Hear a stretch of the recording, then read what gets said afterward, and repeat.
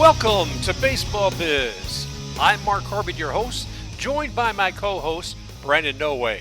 We're here to welcome you once again, and we're on June the 16th, 2020, hoping for yet another season of baseball, but what is going to happen? And we'll take a look at that in just a minute. So thanks again for joining us here at Baseball Biz, and we'll be right back with Brandon in a minute. Have you left your house for an essential reason? Make sure you take the following steps to avoid spreading COVID-19. Maintain social distance, approximately 6 feet or 2 meters from others. Wear a cloth face covering when in public. For more information, visit cdc.gov. Brandon, glad to have you here today and taking a look at the wild, wild world of baseball. Well, thank you for having me again. It's definitely a wild, wild world, but no shortage of topics. Yeah, that's the thing. Right now is trying to figure out what's not only happening today, but what's going to happen tomorrow. And even as we record this show, I feel like history is evolving around us. Like you said, this whirlwind, because what's going to be settled on the desk by the end of the day, I don't know. There's just been so much change, so much talk.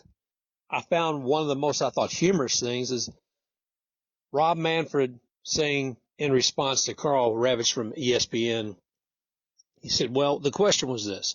And lastly, the percent of a chance that we will play Major League Baseball this year, Rob Manfred's response was 100%. I don't know, man. I don't know about you, but I can't speak in absolutes, and I don't see any reason to, certainly with this baseball season. No, you really can't, because even from the beginning, it seemed like it was sort of still not guaranteed that we would have a season, because they had this deal in the beginning when this all happened. If we play half the season, we'll pay you half, and we'll adjust it either way. It's like, hey, this is perfect. And it's almost like it was too perfect for baseball, so they had to go and tear it down and mess it up. And I think that's it. You and I both were talking on the last show, and it seemed like every reply that MLB came back to the Players Association was almost the same response every time. And basically, yes, you're going to get a prorated salary. However, we're going to take a nice slice out of it before you actually get that. The Players Association, I know one of their proposals early on was like an 89-game season, 89-game season, full prorated salary for players. They were looking at a season that would start on July 10th and then on October 11th. A postseason that was going to be expanded to 16 teams for 2020 and 21. Players could opt out of season players who are high risk or live with high risk persons, and they would still receive a full service and salary. This is one of the proposals from the Players Association early on. And players to commit to provide broadcast enhancements for regular and postseason. Some of those things are rather institutional, you expect. But MLB, one of the things they just kept coming back with time and time again is, hey, guess what? When we talked to you about paying you just a prorated salary, we were still expecting to have somebody in the stands. We're going to take a hit, so we think you should take that hit with us right now. I have a hard time feeling too bad for the owners. This is a very difficult time, and there's nothing like it. Nobody foresees it. Nobody actually banks money aside for this, but it doesn't really seem to be impacting MLB as difficult as you might think. I was looking at 2019, MLB grossed a record of $10.7 billion in revenue. And that was, so that's $10.7 billion in 2019. 2018 was $10.3 billion. Okay, come on, boys and girls. That's a lot of cash. That's a lot of money. And you see a sport that some would say is on life support is still finding a way to increase more revenue year over year. It's, like you said, they keep increasing revenue basically a hand over fist year in and year out. And that is really good for what many people, including myself, are really considering it a dying sport. When they come to this, and you're thinking that your sport is dying, you need to get the attention of younger people or people that just aren't baseball fans in general. Why not say, take a short-term loss this year, just bite the bullet, come back early, give people what they wanted in that sports, give that back, and you'll get more fans. Short-term loss for a long-term gain. I think you're right on the mark there. Sometimes you just have to step up and say, this is a situation. We have to face it. It's not doing business as usual. Yes, I would love to be, if I was an owner, I would like to be able to get the players to give me more concessions. But at the same time, what's happening to the game? For it to be able to survive and grow. Evidently, somebody thinks it's going to, because we see that growth from 2018 to 2019. Then we're looking, too, at some recent contracts going on with MLB between, like, Turner Sports and Fox. Let's see. They're going here. Take a look at this. The total value of the deal with Turner Sports, approximately $3.29 billion, or an increase of 45% over their current 8-year, $2.6 billion contract, which comes out to $325 million annually. Well, you could probably pay Garrett Coe and Bryce Harper a little bit with that. Yeah, a decent amount. There you go. And with the Fox deal providing what they're saying about $729 million a year, combining both of those, you're talking about $1.2 billion a year. I mean, these media companies are finding something worthwhile in baseball. Otherwise, they wouldn't be belling up to the bar, putting this extra money up toward it. So I think MLB owners need to go ahead and take a second look, like you're saying. Take a hit a little bit this year, because you're going to be making more and more of it as time goes on. And a lot of people are saying they're greedy, which they are. Can you blame them for being greedy? Because the sport is rapidly losing interest, especially now. You get rewarded with an even bigger television contract for your postseason. The game's popularity can slide while you're in charge as owners, and then you get rewarded with more money. Why wouldn't you just try and go as business as usual? That's really the question, isn't it? What incentive do they have? I don't know. I mean, I'm beginning to think more and more they're ready just to go ahead, meaning the owners, to put the kibosh on a 2020 season and then just start fresh in 2021. I don't know. I mean, the players, you know what their response is? Tell us when and where. And that's the perfect response, because your negotiations, the players, in my opinion, have given concessions, hey, we'll prorate the salaries, we'll expand the postseason, work together, let's get baseball going. To me, they've shown a little bit more willingness to get baseball back and work with the owners, to where the owners really haven't done anything different. It's just they just changed the wordings and stuff. I want to take a deeper look, not today, but in the future, about what are the implications of what have happened this year. What are the implications as far as minor league teams? What are the implications of people moving up? Well, I will take a look at just this one point, if nothing else. Mookie Betts. This is the man who was traded from the Red Sox to the Dodgers.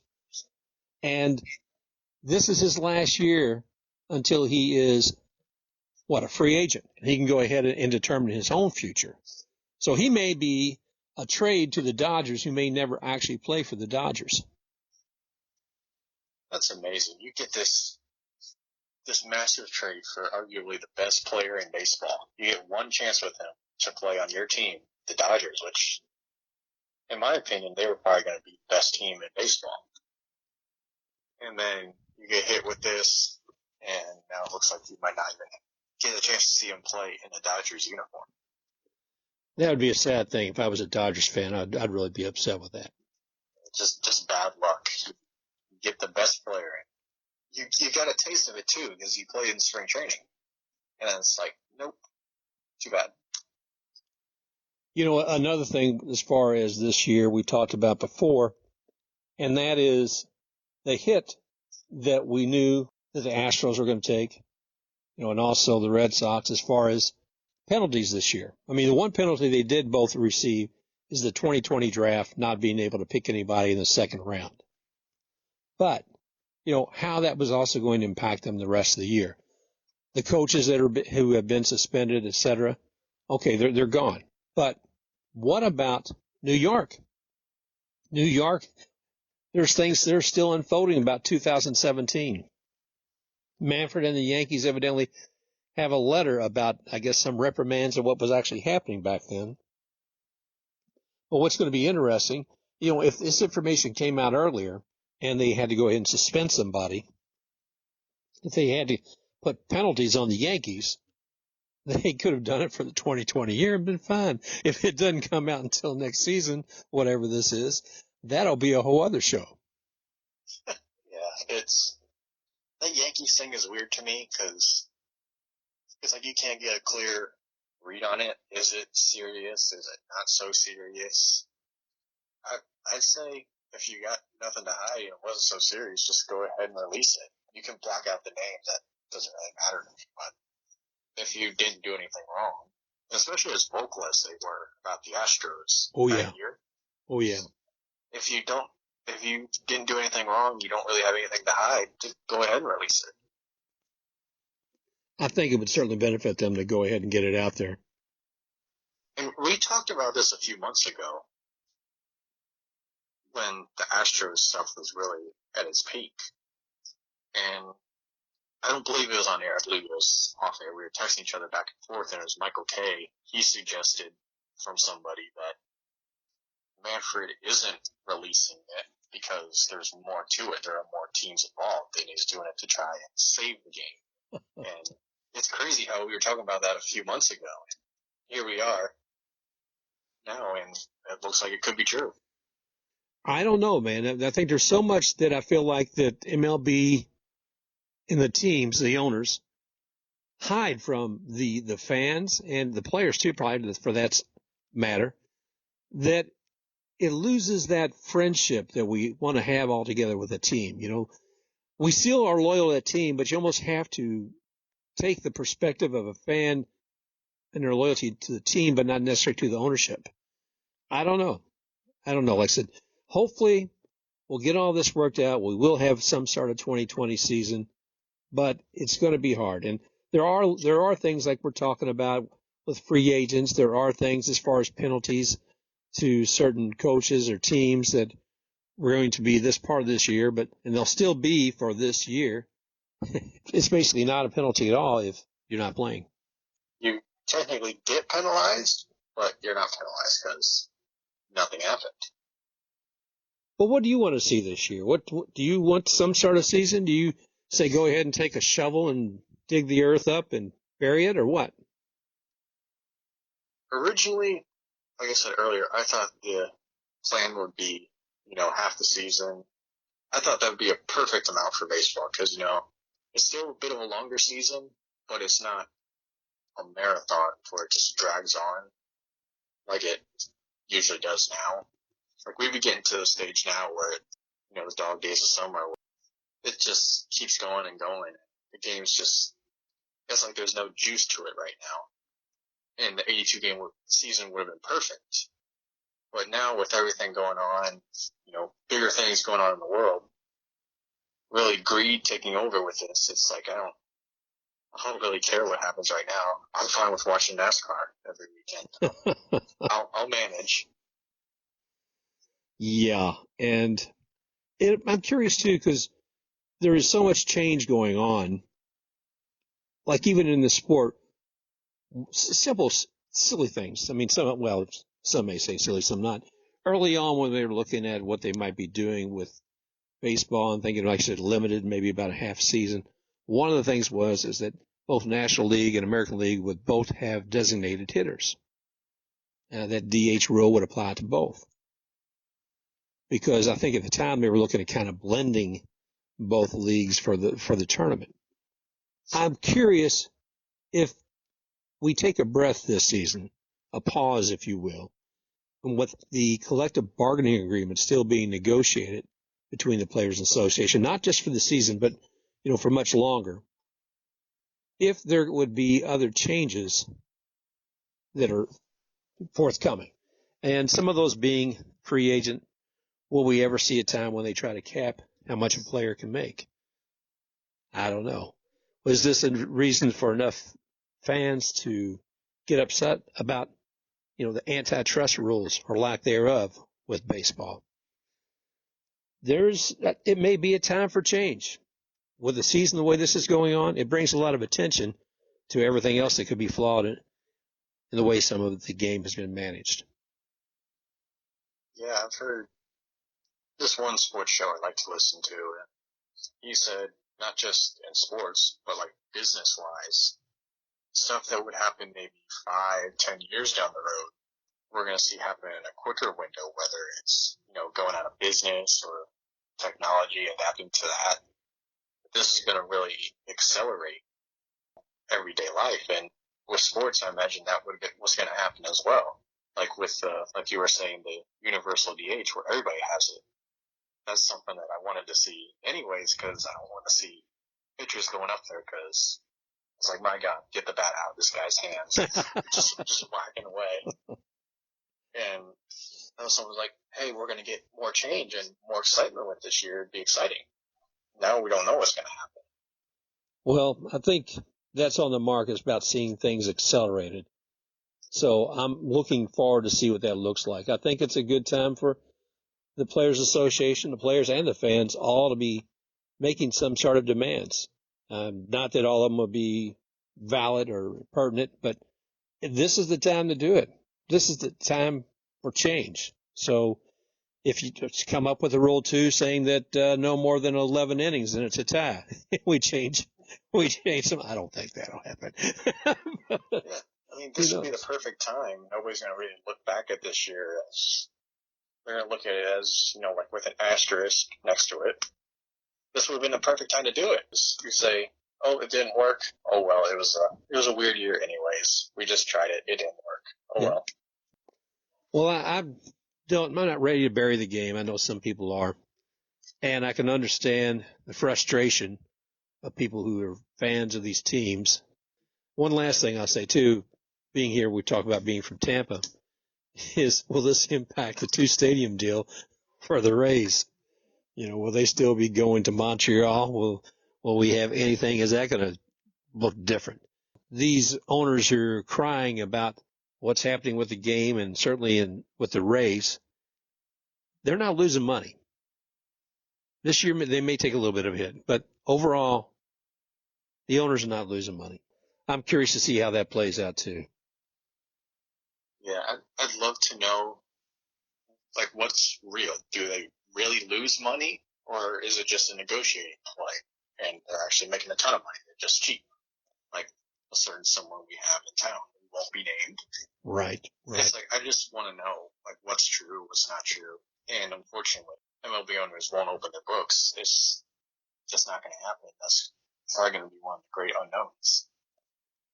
Well, I think you hit it on the money right there. There's going to be a lot of unknowns. It's never going to come to daylight on this.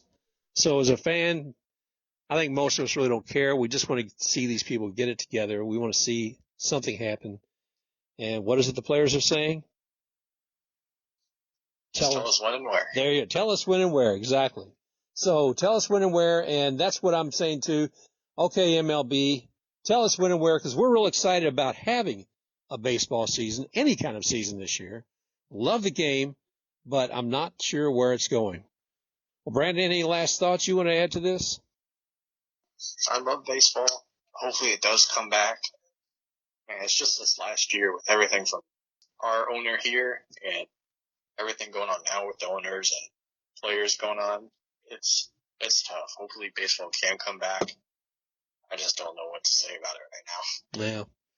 Keep your fingers crossed and your hopes high, and let's hope we do find out when and where, and it's sometime soon.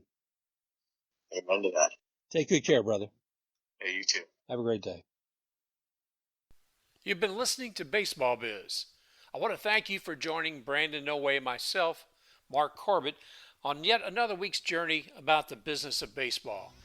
We're looking forward to bringing you more stories and hope you join us again real soon. Thank you.